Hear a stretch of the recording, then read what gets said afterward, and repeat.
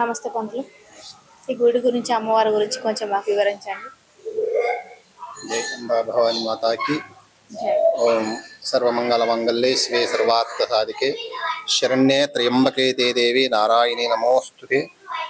ఓం అంబా శాంభవి చంద్రమౌళి రబలా ఉమా పార్వతి కాళీ హేమవతి శివత్రినయని కాత్యాయని భైరవి సావిత్రి నవయవన శుభకరి కాళీ ఉమాశాంకరి శ్రీరాజరాజేశ్వరి. హరి ఓం దత్సత్. శ్రీ అంబా భవాని దేవాలయం ఇది. అమ్మవారు భవానీ మాత అని పిలుస్తారు. ఈ దేవాలయము ఇప్పటికి 800 సంవత్సరాలు అయ్యింది నిర్మాణం జరిగి. 13వ శతాబ్దంలో నిర్మాణం జరిగింది. అంటే ఇది ఇప్పుడు 20వ శతాబ్దం కాబట్టి 800 సంవత్సరాలు గడుస్తుంది. 13వ శతాబ్దంలో ఏ రాజులు పరిపాలించిండ్రు అంటే చోళ చాణుక్య రాజులు పరిపాలన చేసినారు. అప్పుడు నిర్మాణం జరిగిందని చెప్పబడుతుంది. అప్పటి సంధి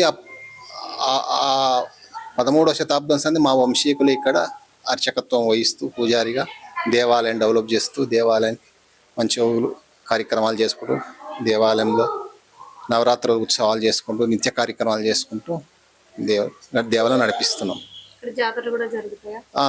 దేవి నవరాత్రాలు 9 రోజులు అమ్మవారి యొక్క దేవి సప్తశతి పారాయణం, హవనం, యజ్ఞాలు జరుగుతాయి. 9 రోజులు దేవి అక్టోబర్ ఆశ్వయుజ మాసంలో 9 రోజులు కార్యక్రమాలు జరుగుతాయి. భజనలు జరుగుతాయి, నిత్య అన్నదానం జరుగుతుంది, నిత్యం హోమం జరుగుతుంది, రోజు అభిషేకాలు జరుగుతాయి, ఊరేగింపు కార్యక్రమాలు ఉంటాయి, భజన కార్యక్రమాలు ఉంటాయి, రోజు అన్నదాన కార్యక్రమాలు ఉంటాయి. దేవునికి నమ్మిన వాళ్ళకు ఇలవేల్పుగా ఉండే అమ్మ ఈ తల్లి.